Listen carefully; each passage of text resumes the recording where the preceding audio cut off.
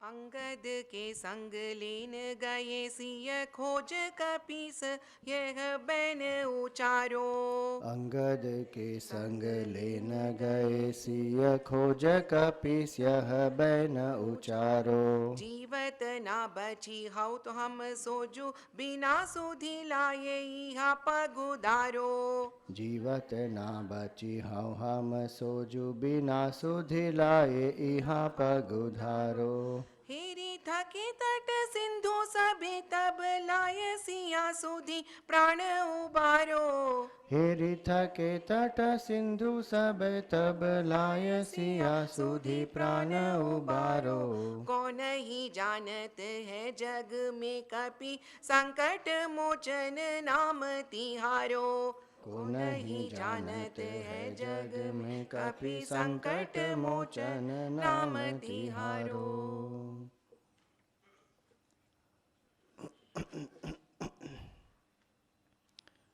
दूसरे श्लोक में एक महत्वपूर्ण चीज़ ये है कि हनुमान जी जो है वहाँ पर उनका गुरु का रूप है। एक्चुअली हनुमान जी का गुरु का रूप कैसे है कि वो सुग्रीव को अपने स्वामी से मिलाते हैं। गुरु का कर्तव्य यही होता है, गुरु जीव को ईश्वर से मिला लेते हैं। तो सुग्रीव के लिए हनुमान जी वहाँ पर उनका रूप गुरु का रूप है। और ये इंद्रियों पर संयम प्राप्त करना, दुखों का अंत कब होगा? जब इंद्रियों पर हम संयम प्राप्त कर सकते हैं तब। अगर इंद्रिय संयम नहीं है तो दुखों का अंत नहीं होगा। आज सुबह मैं एक जगह पढ़ रहा था कि लोग कहते हैं कि युक्त मात्रा में अगर अल्कोहल या वाइन लिया जाए तो कोई परेशानी नहीं होती है, और एक दो पैग हर रोज़ लेने से कुछ नहीं होगा। लेकिन अगर वो कुछ मात्रा से बढ़ जाता है, उस मात्रा से अगर बढ़ जाता है तब व्यक्ति को कष्ट हो सकता है। लेकिन ये पूरा रिसर्च हार्वर्ड ने किया है और उन्होंने कहा कि ऐसी कोई उपयुक्त मात्रा है ही नहीं, पर्याप्त मात्रा है ही नहीं।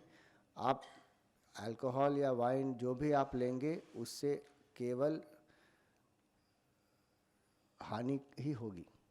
और उन्होंने पूरा डॉक्यूमेंट किया है कि 2020 में 7,40,000 लोगों को कैंसर हुआ था अल्कोहल की वजह से। तो there is no minimum quantity of alcohol which is harmless, वो है ही नहीं ये। लेकिन सब जगह पर इसका इतना बोलबाला है, अल्कोहल अल्कोहल अल्कोहल। तो इंद्रिय संयम कैसे प्राप्त होगा? जो हमारे लिए हानिकारक है उसका दृढ़तापूर्वक त्याग करना बहुत आवश्यक है। To say firmly no to something which is harmful for me, जो कुछ भी हो। अगर मैं एक साधक हूँ, मुझे श्रेय का मार्ग प्रशस्त करना है अपने आप के लिए, तो जो हमारे लिए हानिकारक है उसका तो सर्वथा त्याग ही करना चाहिए। जो तामसिक राजसिक चीज़ें हैं, जितना जो खास करके जो तामसिक चीज़ है उनका तो पूर्ण त्याग होना ही चाहिए।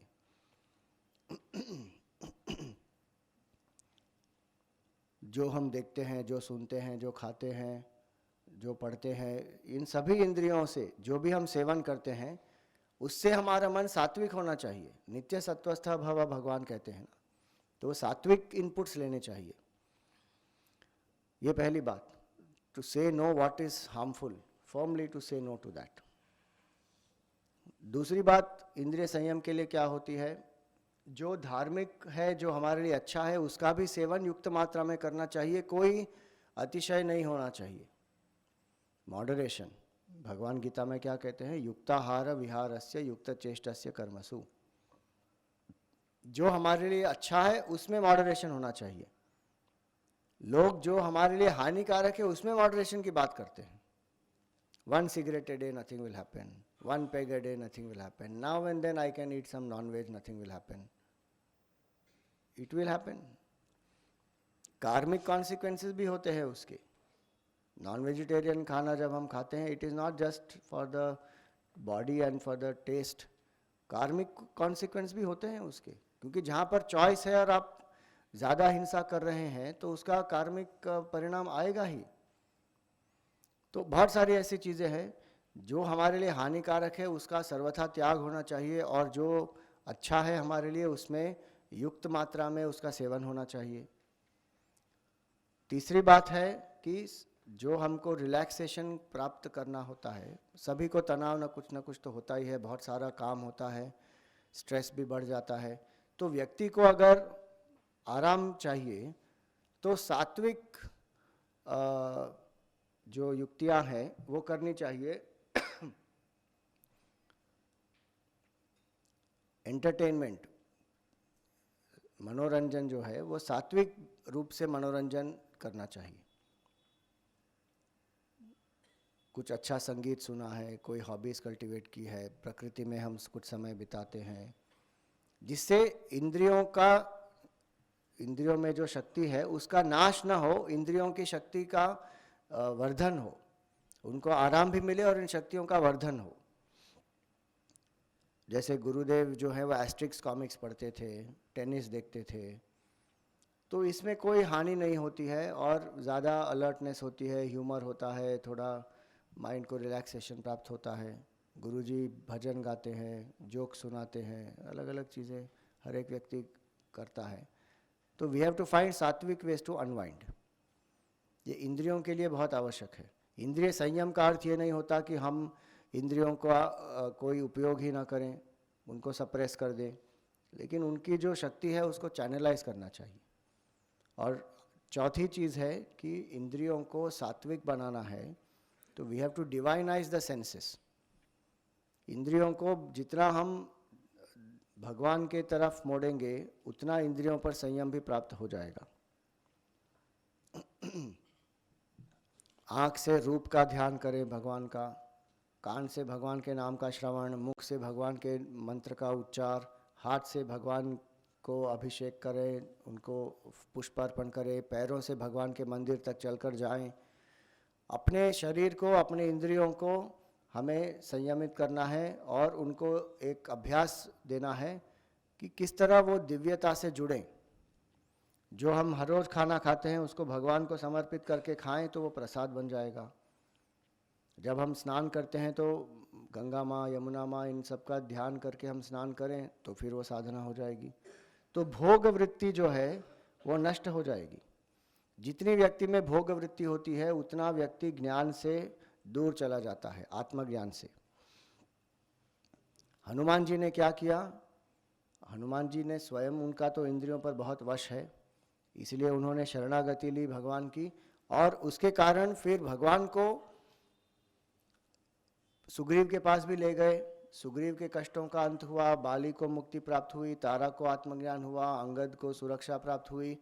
ये सब क्यों हुआ? क्योंकि हनुमान जी में इंद्रियों का संयम है, हनुमान जी में भगवान की शरणागति का भाव है, और हनुमान जी ने जो अनुभव किया वो अपने तक सीमित नहीं रखा, दूसरों तक पहुंचाया उसको। इसलिए वो संकट मोचन है। दूसरों के संकटों को हम नाश करते हैं और दूसरों को पता भी नहीं है कि उनको इतने संकट हैं। अनायास मुक्ति मिल गई तारा को, अंगद को। अब ये तीसरे श्लोक में क्या कहते हैं कि हनुमान जी, जाम्बवान, अंगद, ये सभी जो थे सीता जी की खोज में दक्षिण दिशा में गए थे। अलग अलग वानर अलग अलग दिशाओं में गए थे और सुग्रीव ने उनको एक चेतावनी दी थी कि 1 महीने के अंदर आपको सीता जी की खबर लेके आनी है। अगर आप 1 महीने के अंदर आ गए, अगर आपके पास सीता जी की कोई सूचना है और आप वो लेकर आए हैं तो अच्छी बात है। अगर आपके पास सूचना नहीं है तो आपको 1 महीने के अंदर ही आ जाना चाहिए। अगर आप 1 महीने के बाद आए और सूचना भी नहीं लाए तो क्या होगा? आपको मृत्युदंड प्राप्त होगा। अब हनुमान जी, अंगद, जाम्बवान, नल, नील इत्यादि सब एक समूह था और वो वानरों की टोली गई थी दक्षिण दिशा में, और भगवान ने अपनी मुद्रिका हनुमान जी को दी थी क्योंकि उनको पता था कि हनुमान जी ही खोज करेंगे सीता जी की। अब ये ढूंढते ढूंढते बहुत प्रयास किया इन्होंने, और सीता जी की कोई सूचना नहीं मिल रही है उनको। एकदम निराश हो गए, हताश हो गए, और सब क्या कर रहे थे, भूख प्यास से तड़प रहे थे। तब हनुमान जी एक पर्वत पर चढ़ गए और उन्होंने देखा कि आसपास कहीं पे कोई तालाब है या नहीं, क्योंकि सबको पानी चाहिए। वन वन घूम रहे हैं वहाँ पर, सीता जी की कोई सूचना नहीं मिली। तो सब इतने थके परेशान हो गए हैं वहाँ पर, और सबको पानी चाहिए। तो हनुमान जी जब वहाँ पर पर्वत पर उठे, चढ़ गए, उन्होंने देखा कि दूर एक दूसरे पर्वत पर एक गुफा है, और उस गुफा से कुछ पंछी बाहर निकल रहे हैं। और उन पंछियों को जब हनुमान जी ने देखा तो उनके पर गीले थे। अब इतनी दूर से हनुमान जी ने ये देख लिया कि पंख उनके गीले हैं, और पक्षी कितना बड़ा होता है, इतने छोटे से पक्षी होते हैं, और उनके पंख उसमें भी इतने छोटे होते हैं, और इतनी दूर से वो देख रहे हैं। मतलब उनकी ऑब्जर्वेशन स्किल आप देखो। और उससे उनको पता चल गया कि वहाँ पर अवश्य पानी है, अंदर उस गुफा के अंदर पानी है, क्योंकि इतने सारे पक्षी जो बाहर निकल रहे हैं, सबके सब वहाँ पर पानी में डुबकी मारकर ही बाहर निकल रहे हैं।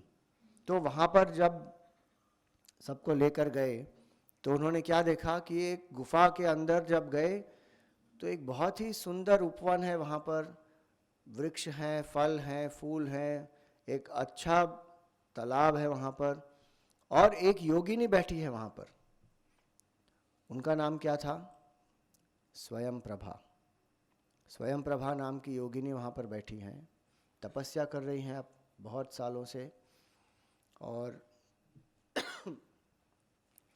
जब वानर वहाँ पर जाते हैं तो आप देखिए हनुमान जी सबसे आगे जाते हैं इसमें। गुफा में जब जाना है, आपको पता नहीं है कि क्या होगा अंदर, कोई जानवर भी हो सकता है, कोई खतरा हो सकता है, कुछ भी हो सकता है अंदर।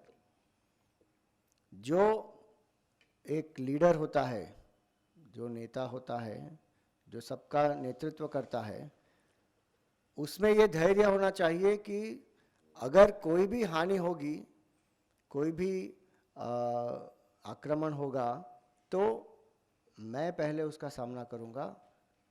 मेरे साथ जो लोग हैं उनकी सुरक्षा होनी चाहिए, वो उनका भाव था। तो हनुमान जी पहले आगे जाते हैं, उनके पीछे बाकी सब आते हैं, और जामवान जी इत्यादि आखिरी में।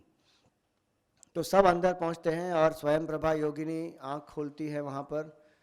तो हनुमान जी उनसे कहते हैं कि हम भगवान राम के दूत हैं, सीता जी की खोज में आए हैं। जैसे ही वो स्वयं प्रभा भगवान राम का नाम सुनती है, वो बहुत ही आनंदित हो जाती है, क्योंकि वो इसी दिन के लिए वहाँ पर रुकी हुई थी। वो और उनकी एक सहेली दोनों बहुत तपस्या कर रहे थे, और उनकी सहेली को मुक्ति प्राप्त हो गई, लेकिन स्वयं प्रभा को भी मुक्ति प्राप्त हो सकती थी उस समय, लेकिन उसने मुक्ति नहीं ली वहाँ पर। क्यों? क्योंकि उनको पता था कि भगवान राम का अवतार होगा, और उनको भगवान का दर्शन करना था। इसीलिए वो उस गुफा में बैठी थी वहाँ पर, केवल भगवान का दर्शन प्राप्त करने के लिए, और उसके बाद वो अपना शरीर त्याग देंगी। तो जब उन्हें पता चला कि भगवान आ गए हैं यहाँ पर, और ये वानरों की टोली है, सीता जी की खोज में आए हैं, तब उन्होंने सबके लिए जो फल फूल थे उन सबको प्रदान किए। सबने फल फूल खाए, पानी पिया, एकदम वापस सशक्त हो गए। और स्वयं प्रभा ने कहा कि आप सीता जी की खोज में हैं, सीता जी शांति का स्वरूप हैं, तो आप अपनी आंख बंद कर लो, और आपको मैं सीता जी के बारे में बताऊंगी कि वो लंका में है। रावण उनको ले गया है, वो लंका में है, और आप में से किसी को वहाँ पर जाना पड़ेगा।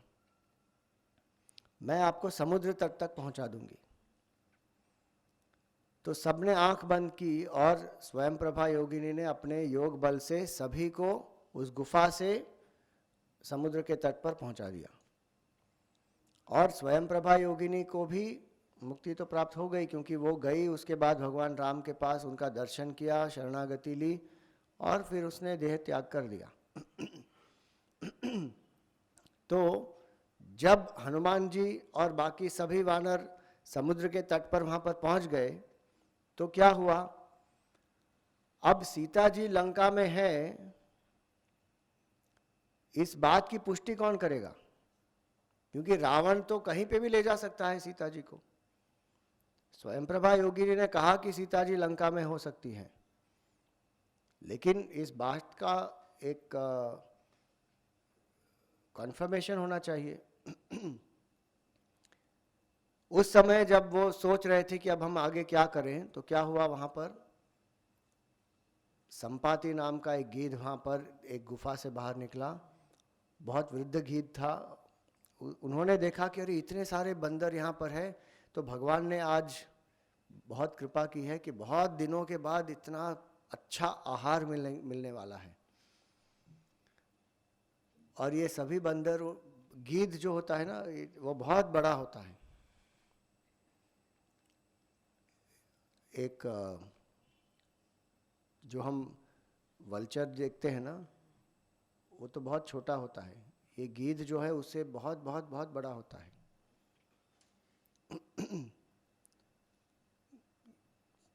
पिछले हफ्ते ही एक ऐसी खबर आई थी ना कि किसी ने एक कौन सी जगह थी वो भारत में पता नहीं है, लेकिन एक इतना बड़ा गीध था जिसके पंख 12 फीट के, तो उनके पंख थे एक साइड के, और लोगों ने बेचारे को इतना परेशान कर दिया उसको पकड़ के। वो हिमालय का गीध था, उसके दोनों पंख खोलकर पकड़ कर रखे थे लोगों ने, और सब लोग फोटोग्राफ खींच रहे थे। और वो बेचारा गीध, उसका पूरा मुंह इतना नीचे था, इतना कष्ट में था, लेकिन दोनों पंख खींचे हुए हैं, और लोग वहाँ पर खड़े खड़े अलग अलग लोग तस्वीर ले रहे हैं, सेल्फी ले रहे हैं। तो गीध बहुत विशाल काय होता है एक्चुअली। और वो गीध जब उड़ रहा था उन बंदरों के ऊपर, तो बंदर बहुत भयभीत हो गए। तो यहाँ पर क्या लिखा है, अंगद के संग लेन गए सिया। जब सीता जी को खोजने के लिए जब अंगद के साथ सभी गए थे, खोज कपी से यह बैन उचारो, जीवत ना बचिहाओ हम सोजूं। वहां पर ये सब लोग ये सोच रहे हैं कि हमारे लिए तो मृत्यु निश्चित है। क्यों? क्योंकि समुद्र के पार तो हम जा नहीं सकते। अगर हम वापस जाएंगे तो सुग्रीव अवश्य हमें मार डालेगा, क्योंकि 1 महीने की अवधि तो अभी समाप्त होने वाली है। उससे पहले तो हम पहुंच नहीं पाएंगे उधर, और सूचना है नहीं। और अब ऊपर क्या है, गीध मंडरा रहा है। तो बोले हमारी तो मृत्यु निश्चित है, अब कुछ नहीं हो सकता, अब तो हम मर ही जाएंगे। एकदम निराश हो गए, हताश हो गए, वहाँ पर सब बैठे हैं।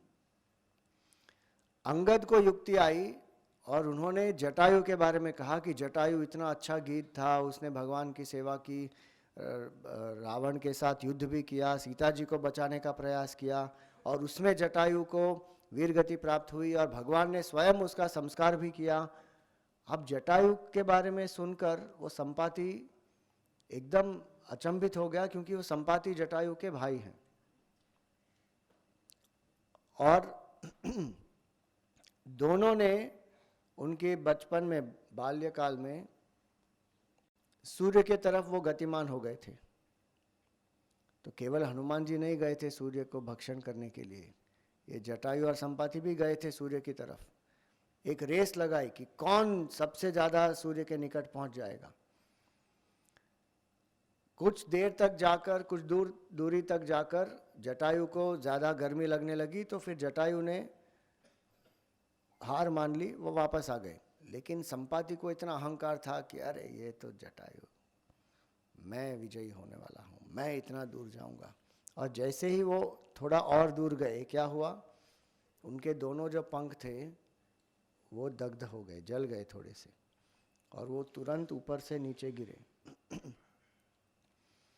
चंद्रमा नाम के एक मुनि थे जिन्होंने उनको बचाया, उनको औषधि इत्यादि प्रदान किया, और पुनर् उनको जीवित भी कर दिया। लेकिन उनके पंख जो थे उसमें हानि हो चुकी थी। और अब वो जटायु बहुत बूढ़े भी हो गए हैं, सॉरी संपाति बूढ़े भी हो गए हैं वहाँ पर। तो जटायु के बारे में सोचकर उनको लगा कि अरे बहुत दुख हुआ कि मेरा भाई मृत्यु को प्राप्त हुआ और ये सीता जी को रावण ने हरण कर लिया है। तो जटायु को एक सिद्धि प्राप्त थी कि वो बहुत दूर तक देख सकते हैं, 100 योजन दूर देख सकते थे वो। तो क्या किया उन्होंने अपनी दृष्टि से जान लिया कि सीता जी तो लंका में हैं। अब सीता जी लंका में हैं, ये बात की पुष्टि तो हो गई, जटायु संपाति ने देख लिया सीता जी को, तो हनुमान जी और सब वापस जा सकते थे। फिर समुद्र पार करने की क्या आवश्यकता थी? भगवान राम को सीता जी की सूचना मिल जाती, लेकिन सीता जी को भगवान की सूचना नहीं मिलती, इसीलिए वहां पे हनुमान जी का जाना तो आवश्यक था ही। और इसलिए यहाँ पर यह लिखा है कि जीवत न बची हूँ हम सोजू, बिना सुधि लाए यहाँ पग धारो। हेरी थके तट सिंधु सबे तब, लाय सिया सुधि प्राण उबारो। जब ऐसी परिस्थिति थी, सबको ज्ञात हो गया अभी कि सीता जी लंका में है, लेकिन वहां पे जाएगा कौन? वो 800 योजन है, 800 मील है, 100 योजन मतलब 800 मील। 800 मील का जो उसकी जो डिस्टेंस है, वो कौन वहां पर जाएगा? और वो चल के नहीं जाना है, तैर के जाना है। 800 मील बहुत मुश्किल है, उड़ कर जाना है। तो बहुत एक विनोद का प्रसंग आता है उसमें, रामायण में, कि अलग अलग बंदर अपनी क्षमताओं को प्रकट कर रहे हैं। तो एक बंदर यहाँ से कूदता है वहां तक, बोला मैं इतना कूद सकता हूँ। दूसरा बंदर उससे ज़्यादा कूदता है, बोलता है मैं तुमसे ज़्यादा इतना कूद सकता हूँ। हर एक बंदर अपनी अपनी क्षमताएं प्रकट कर रहा है कि मुझमें इतनी क्षमता है कि मैं इतना इतना कूद सकता हूँ। लेकिन सभी को देखकर जो जाम्बवान जी थे वो हंसने लगे, बोले कि क्या कर रहे हो, इतने नटखट हो बंदर, तुम्हारी इतनी छोटी छोटी कूद से क्या होने वाला है, 800 मील पार जाना है। तो अभी क्या हुआ, बहुत निराश हो गए कि 800 मील कौन जाएगा। अंगद ने कहा कि मैं एक तरफ जा सकता हूं लेकिन वापस नहीं आ पाऊंगा। तो सभी एकदम निराश हैं, हताश हैं, वहां पर बैठे हैं। और सबने क्या प्रण लिया कि अब तो हमको पता है कि सीता जी वहां पर हैं, लेकिन फिर भी हम जा नहीं सकते वापस। तो सबने क्या किया, आमरण अनशन, जब तक मृत्यु प्राप्त नहीं होती तब तक हम खाना नहीं खाएंगे, पानी नहीं पिएंगे, वहीं पर बैठ जाएंगे। अब ऐसी परिस्थिति है वहां पर, और हनुमान जी भी वहां पर बैठे हैं, नल है, नील है, अंगद है, जाम्बवान है, सब बैठे हैं एकदम उदास कि अब कुछ नहीं हो सकता। वापस जाएंगे तो बहुत ही एक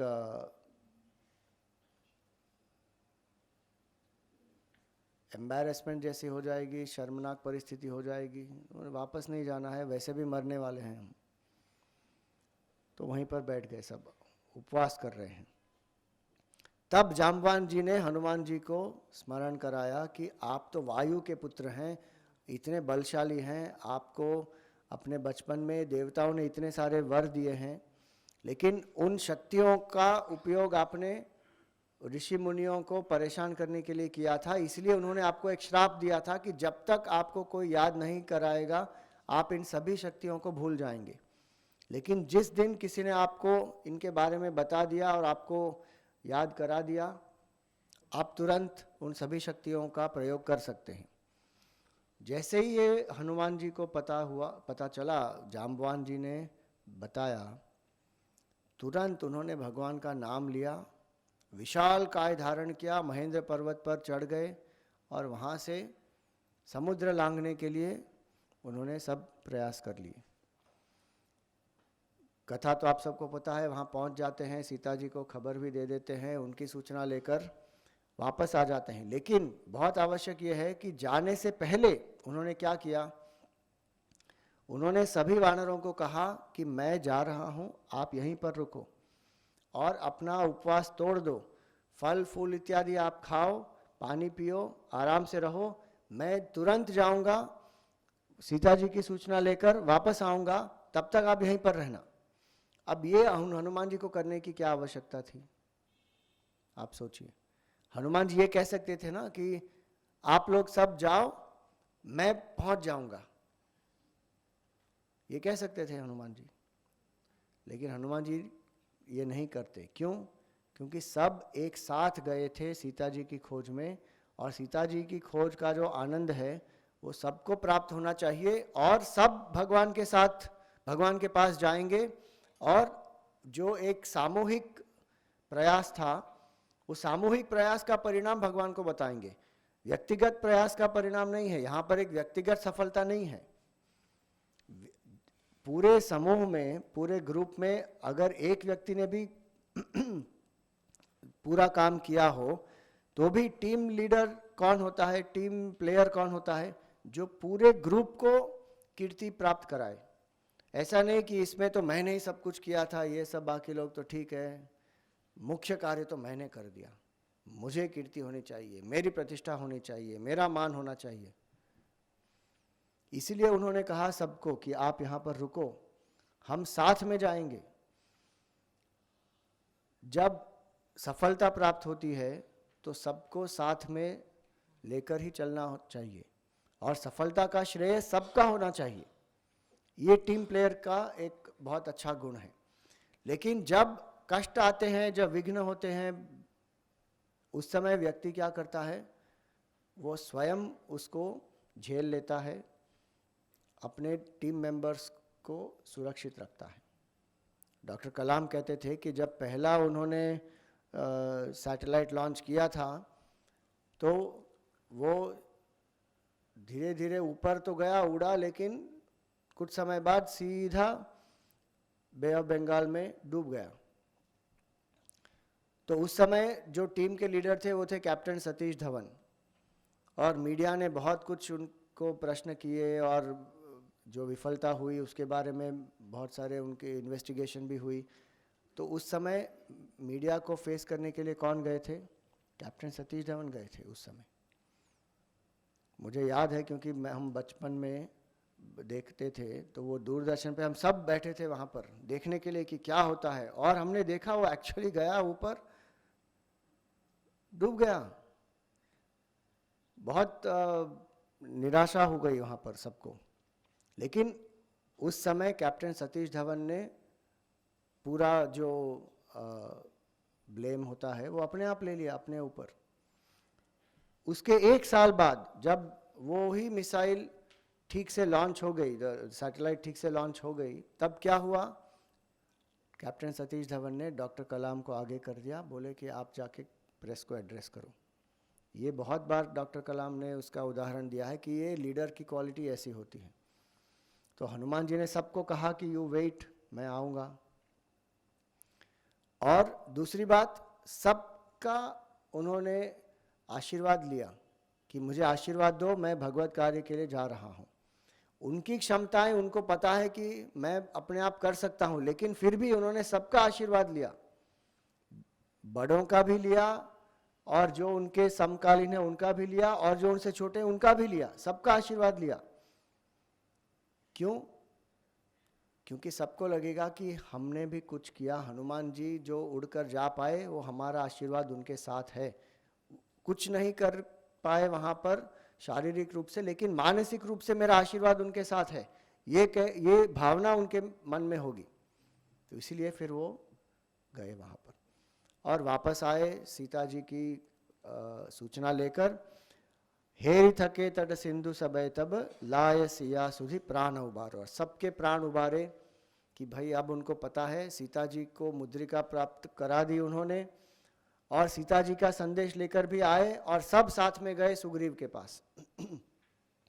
अब ये प्रसंग है, और इस प्रसंग का सांकेतिक अर्थ क्या है कि हमारे जीवन में हमें आत्मविश्वास होना चाहिए, हमारी क्षमताओं का ज्ञान होना चाहिए, और अगर हमारे जीवन में हमें अपनी क्षमताओं का ज्ञान न हो तो ऐसा कोई गुरु या व्यक्ति हमारे जीवन में होना चाहिए जो हमें उस क्षमताओं के बारे में याद दिलाए या उन क्षमताओं को परखने के लिए हमारी सहायता करे।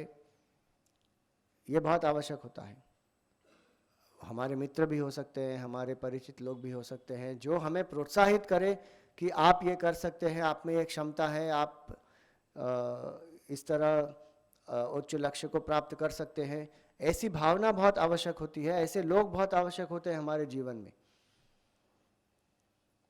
कई बार क्या होता है कि हमारे जीवन में कैसे लोग होते हैं जो या तो हमारा मजाक उड़ाते हैं या हमारी निंदा करते हैं या हमको नीचा दिखाते हैं या हमसे ऐसे कहते हम हमारी क्षमताओं पर विश्वास नहीं करते और प्रोत्साहन करने के बदले हमको डिस्करेज करते हैं, तुमसे ना हो पाएगा, ये तो बहुत मुश्किल है, कभी किसी ने किया ही नहीं है और तुम कहाँ से करोगे। ऐसे बहुत निरुत्साही लोग होते हैं।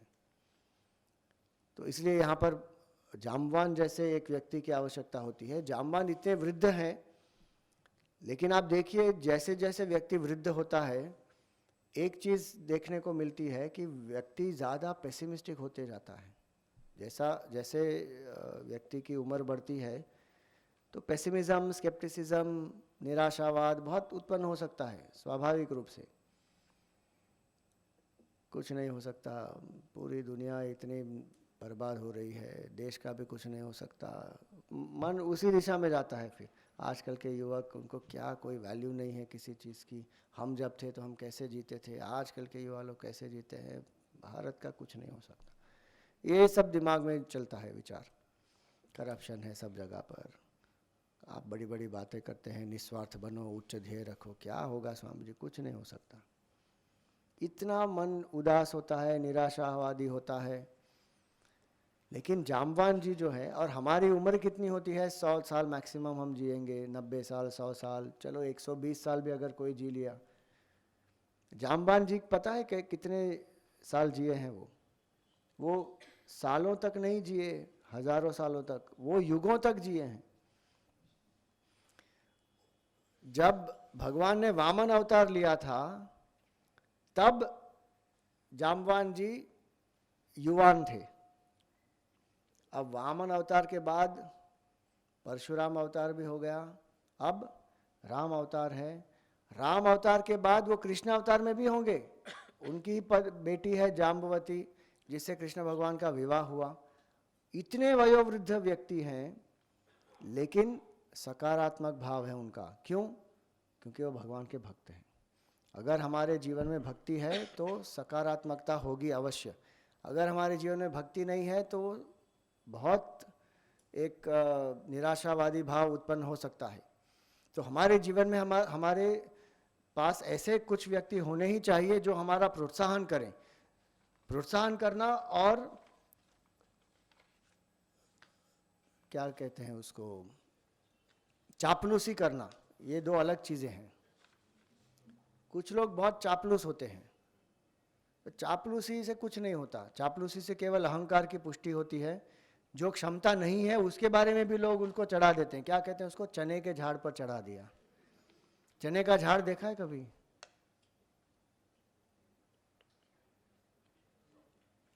सबसे पहले चने का झाड़ होता है क्या? इतने छोटे छोटे होते हैं वो। हम नर्मदा परिक्रमा में गए थे ना, तो पुलिस भी हमारे साथ थी। पुलिस के साथ हमने चनों की चोरी की। पुलिस ने हमको बताया कि स्वामी जी ये सब चने के झाड़ हैं, मतलब चने की खेती है यहाँ पर, बहुत मीठे मीठे चने होते हैं और हम सब जाकर खा सकते हैं। मैंने कहा ये किसी किसान के खेत हैं, उनके बेचारे परिश्रम का परिणाम है, कैसे आप ले सकते हैं? नहीं नहीं स्वामी जी, हम यहाँ तो हम ऐसे ही करते हैं। हमारे साथ पुलिस चने चुन रहे हैं वहाँ पर और अच्छे से उसको पील कर खा भी रहे हैं और अब सबको दे रहे हैं, स्वामी जी आप भी खाओ, आप भी खाओ।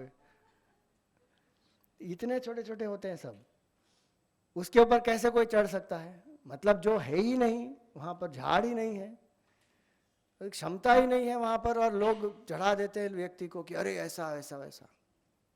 उसको चापलूसी कहते हैं। जो कुछ भी बोले हाँ हाँ आप सही हैं, आप सही हैं। प्रोत्साहन होना चाहिए जीवन में। तुलसीदास जी ये कह रहे हैं कि अंगद के समेत जो वानर की सेना गई थी सीता जी के खोज में, जब उनको पता चला सीता जी लंका में है और समुद्र पार करके किसी को जाना पड़ेगा और किसी में क्षमता नहीं थी, तो हताश हो गए, निराश हो गए। वो वापस भी नहीं जा सकते थे, आगे नहीं बढ़ सकते थे, और ऊपर वहाँ पर संपाति भी था। तो उनको लगा कि उनकी मृत्यु निश्चित है। लेकिन ऐसे समय में जाम्बवान जी हनुमान जी को अपनी क्षमताओं के बारे में याद दिलाते हैं और हनुमान जी समुद्र पार कर सीता जी की खोज कर लेते हैं और वापस आ जाते हैं। तो जाने से पहले वो सभी वानरों को कहते हैं कि आप मेरे लिए यहाँ पर प्रतीक्षा करो, लेकिन आपने जो उपवास का व्रत लिया है उसे छोड़ दो, आप फल फूल इत्यादि खाकर केवल यहाँ पर प्रतीक्षा करो, प्राण त्यागने की कोई आवश्यकता नहीं है। तो एक संकट हमारे जीवन में ये आता है कि हम व्यक्तिगत रूप से काम करते हैं, एक सामूहिक रूप से जो काम होना चाहिए, एक टीम वर्क जो होना चाहिए, वो कई बार नहीं होता। हनुमान जी यहाँ पर टीम वर्क के बारे में बहुत स्पष्ट रूप से बताते हैं, क्योंकि गए थे तो वे अकेले, और अकेले ही वो पहुंच सकते थे भगवान राम के पास, लेकिन उन्होंने सभी वानरों को कहा कि आप यहाँ पर रुकिए, मैं आऊँगा, हम साथ जाएंगे। विजय का श्रेय जो है वो सबको प्राप्त होना चाहिए, क्योंकि वहाँ तक भी आए हैं, सब साथ में ही आए हैं। अगर किसी व्यक्ति को लगता है कि मैं ही सब कुछ करूँगा, मेरे ही कारण सब कुछ हुआ है, तो ये उनका भ्रम है। Selfishness is the cause, individual playing is the cause of lot of sorrows. परिवार में भी आप देखिए, लोग एक दूसरे के साथ ट्यूनिंग करके काम नहीं कर पाते हैं। कॉरपोरेट वर्ल्ड में देखेंगे, टीम्स जहाँ होती हैं, आध्यात्मिक संस्थाओं में भी ऐसा ही होता है, कई बार साथ में मिलकर काम ही नहीं कर पाएंगे। व्यक्तिगत अपने आप सब कर देंगे और कहेंगे नहीं नहीं स्वामी जी मैं कर दूंगा, अब मुझे किसी की ज़रूरत नहीं है। अब भगवान राम तो स्वयं सब कुछ कर सकते थे, लेकिन उन्होंने क्या किया, सबका सहयोग लिया। वानरों का जो जाम्बवान जी हैं, रीछ है, वानर हैं, गिलहरी है, सबका उन्होंने सहयोग लिया। हनुमान जी भी यहाँ पर यही करते हैं, सबका सहयोग लेते हैं यहाँ पर, और सब साथ में करते हैं। तो ये बहुत आवश्यक है कि हम ये सीखें कि how to work together as a team. Team का अर्थ क्या होता है? टुगेदर एवरीवन अचीव्स मोर, ये उसका एक्रोनिम है। और इसलिए एक संकट आता है कि मैं सब अपने आप करूंगा। यज्ञ जो होता है वो क्यों हम करते हैं? यज्ञ का अर्थ होता है टीम वर्क। टीम वर्क का अर्थ क्या होता है? सभी का ट्यूनिंग एक दूसरे के साथ है और सबका ट्यूनिंग लक्ष्य के साथ है। हमारा लक्ष्य क्या है? उस लक्ष्य को प्राप्त करने के लिए सब एकजुट होकर काम करते हैं। राग द्वेष नहीं होता, उसमें प्रेरणा होती है, कम्युनिकेशन होता है, क्लैरिटी होती है, सिस्टम्स होते हैं। जब वैदिक काल में यज्ञ होते थे तो ऐसा ही होता था कि एक ध्येय के लिए, कि पूरा जो ग्राम है उसमें बारिश हो, वर्षा हो, उसके लिए एक यज्ञ किया जाएगा। तो कोई लेकर आएगा लकड़ा, कोई लेकर आएगा फूल, कुछ घी लेके आएंगे, कुछ लोग फल लेकर आएंगे, अलग अलग लोग जो अपने यथाशक्ति भक्ति लेके आ सकते हैं वो लाएंगे। एक निस्वार्थ ध्येय के लिए सब साथ मिलकर काम करेंगे और यज्ञ जब संपन्न होता है वृष्टि होती है तो उसका लाभ किसको होता है? सबको होता है। कई बार ये होता है कि हम एक टीम के मेंबर होते हैं लेकिन हम एक टीम की तरह नहीं सोचते, हम व्यक्तिगत ही सोचते हैं।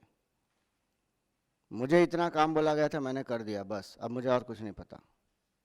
या मैंने इनको बोला था, इन्होंने नहीं किया, इनकी गलती है, अब इसकी वजह से। अरे होता है, गलतियां होती हैं सबसे, लेकिन जो ध्येय है वो तो एक निस्वार्थ ध्येय है। उसकी प्राप्ति के लिए एक दूसरे का जो सहयोग करना चाहिए वो करके एक टीम के जैसे सोचना है। जैसे गुरुदेव कहते थे, we stand as one family bound to each other with love and respect.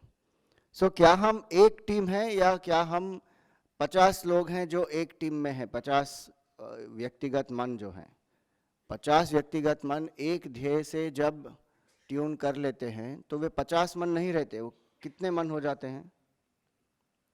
एक ही मन होता है वो। We think together as a team और एक दूसरे का सहयोग करके काम करना है। तो इसलिए एक चीज यहां पर यह है, संकट आता है when we are individual players, when we are not team players. दूसरी बात यहां पर यह आती है कि कॉन्फिडेंस, आत्मविश्वास कई बार हम में होता नहीं है।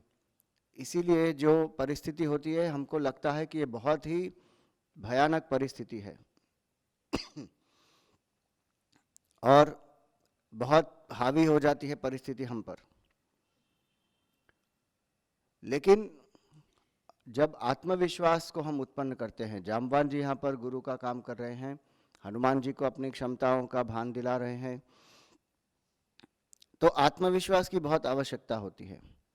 कई लोग अपने जीवन में निराश हो जाते हैं, हताश हो जाते हैं, क्योंकि वो परिस्थिति को ज़्यादा बलवान मानते हैं।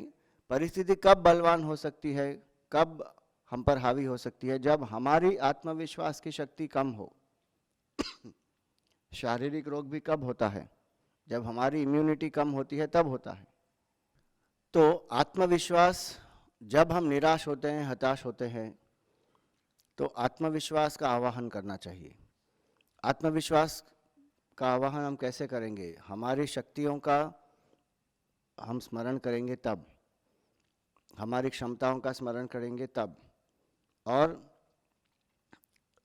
जब हम जो हमने साध्य किया है पहले भूतकाल में उसका स्मरण करेंगे तब।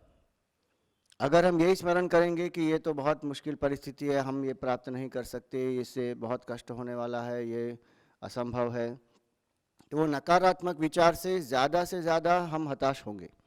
लेकिन सकारात्मक भाव होना चाहिए और उसके लिए we have to fall back on our strengths, कि हमारी शक्तियाँ क्या हैं, हमारी क्षमताएं क्या हैं और इस परिस्थिति में हम क्या कर सकते हैं। दो ही चीज़ें हो सकती है, या तो हम कुछ कर सकते हैं या कुछ नहीं कर सकते। जो कर सकते हैं उनको करना चाहिए, जस्ट डू इट। जो कुछ नहीं हो सकता तो जस्ट ड्रॉप इट। जो हम कर सकते हैं वो हम नहीं करते और जो नहीं कर सकते उस पर चिंतन करते रहते हैं। ये संकट का कारण है, ये दुख का कारण है। पुरुषार्थ हम कितना कर सकते हैं, जो हमारे वश में है वो हमारा पुरुषार्थ है, तो वो हमें करना चाहिए। तो आत्मविश्वास कब आता है? जब हम अपने जीवन की जो बागडोर है अपने हाथ में रखते हैं, हम किसी और को दोष नहीं देते।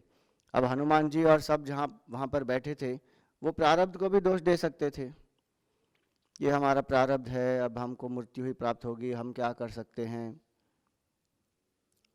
और बहुत सारे वहाँ पर ऐसे ही बैठे थे, प्राण त्यागने के लिए तैयार थे वहाँ पर।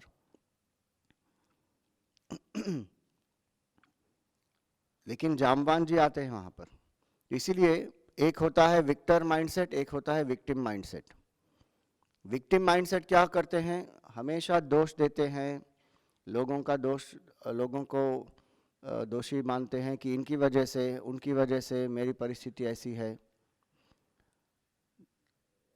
जो विक्टिम होते हैं वो इनिशिएटिव नहीं लेते। जब कुछ विघ्न बाधाएं आ जाती है तो निराश हो जाते हैं, अपने लक्ष्य से च्युत हो जाते हैं और व्यक्ति एकदम हर चीज के लिए एक्सक्यूज देना शुरू कर देता है, ये क्यों नहीं हो सकता, अरे ये कैसे हो सकता है, इसके बारे में हमें सोचना चाहिए, लेकिन ये क्यों नहीं हो सकता इसके बाद कारण सब लिखेंगे। एक डेफिनेशन मैंने पढ़ा था कमिटी का, बहुत विनोदात्मक एक डेफिनेशन था वो, लेकिन विडंबना भी है उसी में। Committee is a group of individuals who cannot do anything individually and who come together as a group to decide that nothing can be done. इसके लिए कमेटी की आवश्यकता होती है। कमेटी की आवश्यकता किसके लिए होती है कि जहां जो असाध्य है उसको भी साध्य कर दें, उसके लिए कमेटी की आवश्यकता होती है। अगर हम फैक्चुअली देखकर किसी प्रपोजल को रिजेक्ट करते हैं वो दूसरी बात है, लेकिन कई बार वो फैक्चुअली रिजेक्ट नहीं होता, वो साइकोलॉजिकली रिजेक्ट हो जाता है कि नहीं नहीं ये तो मुश्किल है, ये इम्पॉसिबल, ये हो नहीं पाएगा। अरे हो नहीं पाएगा, कैसे उसको करना है ये हमको देखना है। और भगवत कार्य में तो ये बात होनी ही नहीं चाहिए, सकारात्मक भाव ही होने चाहिए, क्योंकि हम भगवान का काम कर रहे हैं। लेकिन इतना मन में ये क्लेश होता है और इतना मन की सोच इतनी छोटी होती है तो कर ही नहीं सकते हैं। तो इसलिए यहाँ पर हनुमान जी क्या सिखाते हैं कि हमको विक्टिम माइंडसेट नहीं रखना है, क्यों कुछ नहीं हो सकता उसके कारण नहीं ढूंढने हैं, कैसे उसको करना है, वो हमें संभव कैसे करना है उसके बारे में सोचना चाहिए।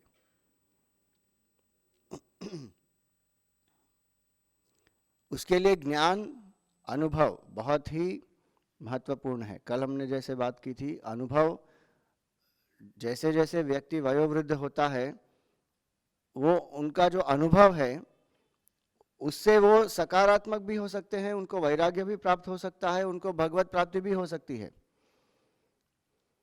लेकिन कई लोग क्या करते हैं, जैसे वयोवृद्ध होते हैं वैसे उनका भाव नकारात्मक हो जाता है, पेसिमिस्टिक हो जाता है, हर चीज में वो शंका करते हैं।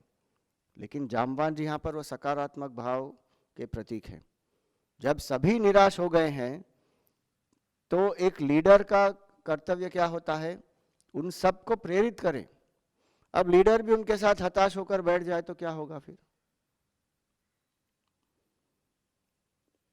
यहां पर हनुमान जी को अज्ञान था अपने क्षमताओं के बारे में, लेकिन यहां पर नेतृत्व कौन कर रहे हैं, अभी परिस्थिति को देखकर जामवान जी ये इनिशिएटिव लेते हैं। ये विक्टर माइंडसेट होता है कि इनिशिएटिव लेना चाहिए। Victor mindset is always proactive, victim mindset is inactive reactive. Victor जो होता है वो इनिशिएटिव लेता है, विक्टर जो होता है वो अपने लिए कोई भी विघ्न बाधाएं आ जाएं उसको ये धैर्य होता है कि मैं उसको उस पर विजय प्राप्त कर लूंगा। अपने लक्ष्य के लिए जो भी कार्य साध्य करना है वो करेगा, जो भी मेहनत करनी है वो व्यक्ति करेगा। कोई एक्सक्यूजेस नहीं, कोई ब्लेम गेम नहीं, कुछ नहीं। मुश्किलें आती है धैर्यपूर्वक उनका सामना करते हैं।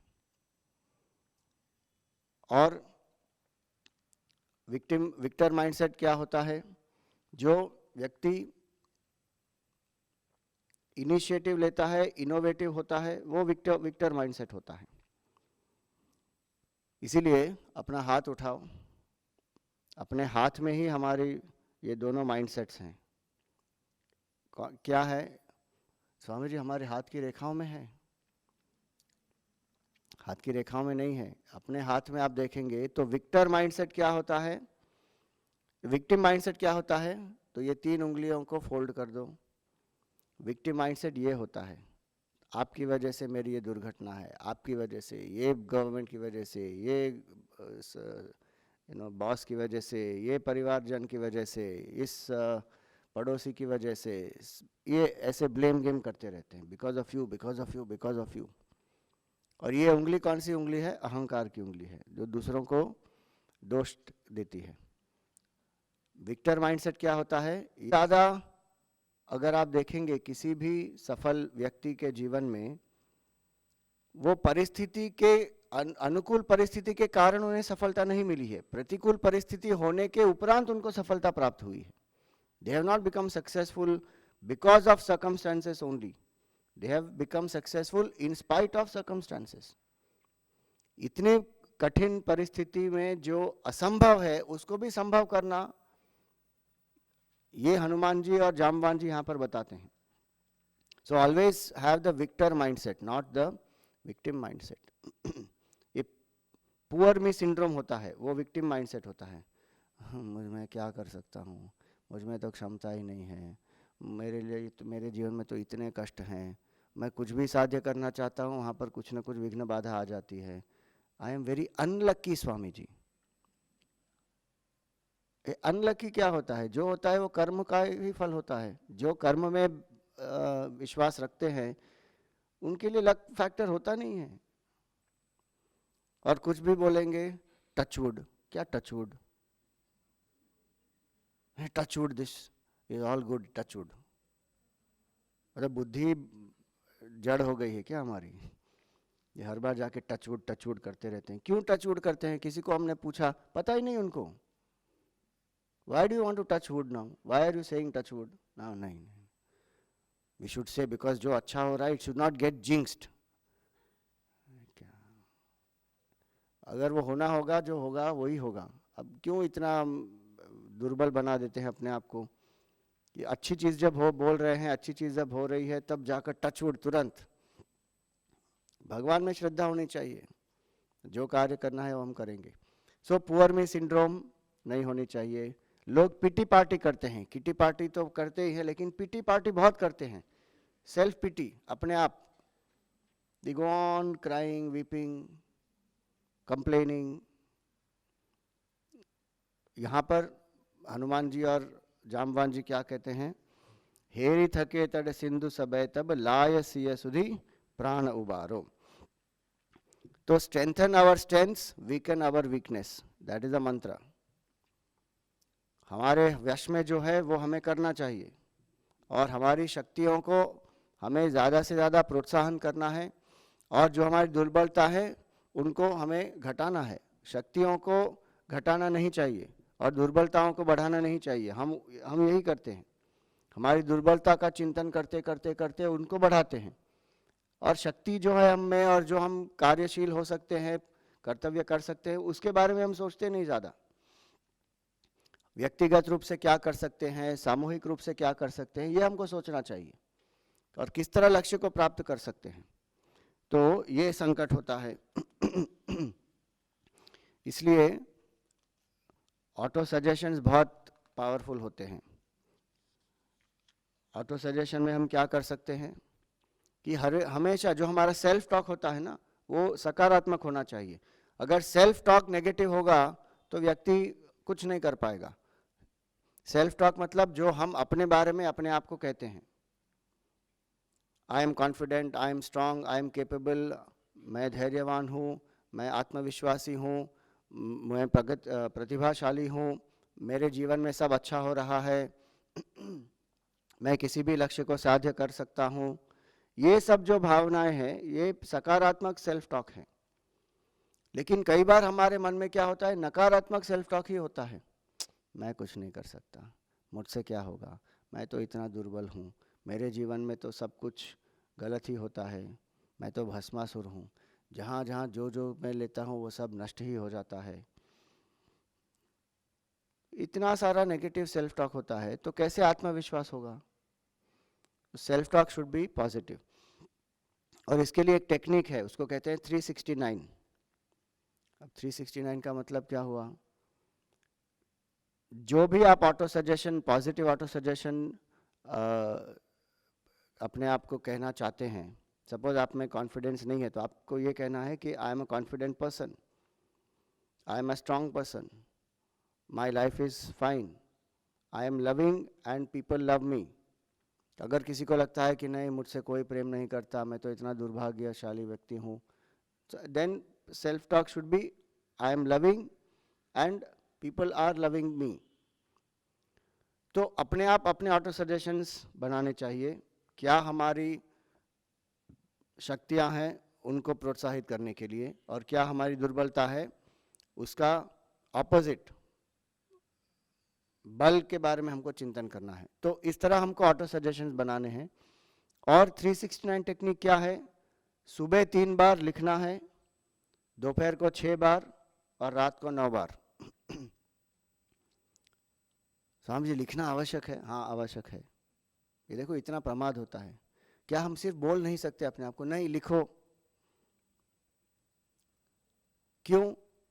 क्योंकि सभी इंद्रियों का उसमें एक इन्वॉल्वमेंट रहेगा। आंख से देखेंगे उसको, हाथ से आप लिखेंगे, मुंह से आप बोलेंगे उसको, तो it has to involve all the senses and it will involve the mind. तो 3 बार सुबह, 6 बार दोपहर को, 9 बार रात को। क्यों? क्योंकि जैसे शाम होती है वैसे हमारे विचार ज़्यादा नकारात्मक होना शुरू हो जाते हैं, क्योंकि तमोगुण भी आ जाता है वातावरण में। तो 9 बार रात को लिखना, और 9 बार रात को लिख के आप जब सोने जाएंगे तो वही विचार आपके सबकॉन्शियस माइंड में भी अंदर जाएंगे। ये बहुत आवश्यक है। सिंपल टेक्निक है लेकिन व्यक्ति कर सकता है। वहाँ पर हनुमान जी को तो एक क्षण में उनकी क्षमताओं का भान हो गया था। तो ये तीसरा संकट है, आत्मविश्वास जब हम में कम होता है और जब धैर्य और धीरज कम होती है। यहाँ पर संकट मोचन में हनुमान जी धैर्य और धीरज का प्रतीक हैं कि इतना धैर्य उनमें उत्पन्न हो गया कि जितने भी विघ्न बाधाएं बाद में आई समुद्र पार करते समय, उन सबको उन्होंने उनका सामना किया, उनको पार किया, अपने लक्ष्य तक पहुंच गए और वापस आ गए सीता जी की सूचना लेकर, और फिर सब गए राम जी के पास। इतना सब हनुमान जी ने किया। क्यों? क्योंकि आत्मविश्वास जागृत हो गया, धैर्य था, धीरज था, साहस था, भक्ति थी, सब कुछ। इसीलिए ऐसे हनुमान जी हमें ये बताते हैं।